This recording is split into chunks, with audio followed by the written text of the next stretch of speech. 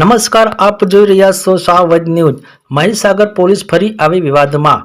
મળતી માહિતી મુજબ પાંડરવાડા ગામે ગામના સરપંચ પતિને એલસીબી પીએસઆઈ દ્વારા લાફો મારી અશબ્દ બોલવા બાબતે ગામજનો દ્વારા મુખ્ય માર્ગ કરાયો બંધ।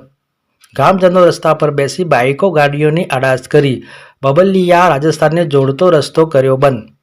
વાહન ચાલકો અને મુસાફરો અટવાયા। પોલીસ દ્વારા અગાઉ બાલાસિનોરના બાલિકાને માર માર્યા બાબતે પણ થયો હતો જન આક્રોશ।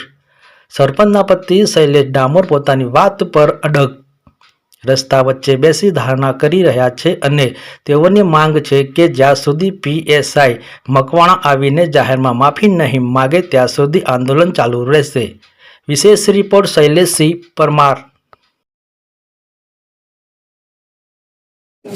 હું ડામોર શૈલેષભાઈ રૂપાભાઈ પાંડરવાડા સરપંચના પ્રતિનિધિ।